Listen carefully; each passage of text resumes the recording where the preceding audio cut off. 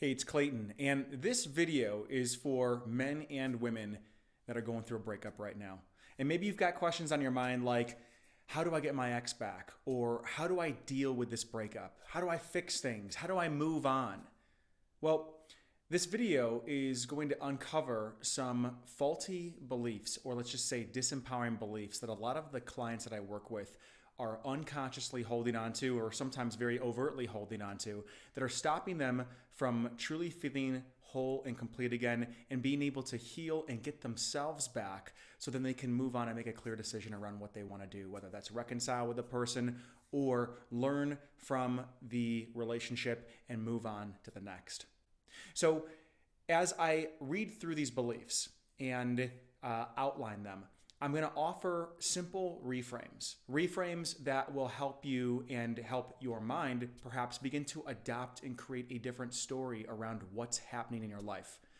Many times when we are stuck in a state of suffering, when we're stuck in a place of feeling sorry for ourselves or feeling helpless and hopeless, it's usually because there is a set of foundational beliefs that are going unquestioned that are providing the hotbed or the soil for this experience to grow from. So when we begin to change that, when we begin to reframe the foundational beliefs, your experience of life begins to shift as well. So the first belief that I get, that I've heard come up over and over again with clients, whether they're in their late 20s, late 30s, 40s, 50s, they'll say something like, it took me 35 or 45 years to find this one, Clayton, and I can't afford to take another 30 or 45 years to find another person who's just as good. I just don't have it in me. Now, it sounds logical. However, the truth is that it took you 35 to 45 years or 28 years, however old you are, to be ready to finally find this type of person. And now that you've been able to reach a place of emotional maturity enough to get your heart broken and find this type of person, you're going to be able to now spot the qualities that you want in a partner much more easily, much more naturally, and you will now be able to match and find these people in a way that you otherwise wouldn't have when you were younger. So it's not that it's going to take you another 35 years. It's that you finally got to the place where you are ready to have these types of relationships, and it's only going to get better from here. The next belief that can hold people back from finding closure and completeness around the breakup is they must not have really loved me if they were willing to leave me and hurt me this bad. They must not have really loved me and cared about me to cause this much pain. Well, what if what's actually happening is that they do love you and they love you deeply, and I can almost guarantee that they love you. Maybe they don't have all the oxytocin firing in their brain because they're not quite in love, but if you're hurting this bad, chances are they are too, and they're probably just hiding it. However, that does not mean the relationship is right. That does not mean that the two of you are compatible or that the relationship is healthy, because to make a relationship last, there are some other foundational elements that must be in place. And once these begin to erode, the relationship slips into a place of unhealthiness and dysfunction. And those elements are, just to name a few, trust and respect. The next belief I hear a lot of clients bring to the table is they say, Clayton, it was the perfect relationship. They were my dream woman or man, and the relationship was blissful. And I say, really? The relationship was perfect. Okay, well then why is it still not standing? See, if the relationship was perfect, we wouldn't actually be talking, and perhaps you wouldn't be watching this video right now. See, if we look at it from a realistic, grounded 360-degree perspective and be really honest with what happened, the relationship was not perfect. There was something going on in the relationship. There was some type of life-taking force, life-taking dynamic between the two of you that became so intense that it caused one person to want to walk away from the relationship in order to save themselves, in order to feel like they were more alive.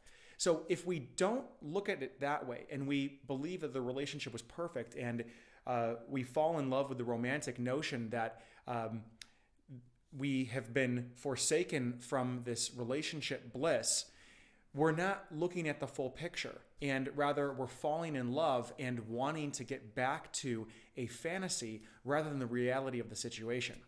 Being grounded in the reality of the situation allows you to have your feet grounded underneath you so you can actually move in the direction of your choosing rather than feeling like you are a victim in a fairy tale romance that failed. Another belief that clients bring to the table that often stops them from being able to see the silver lining in this is they say, this is the worst thing that's ever happened to me. And I get it.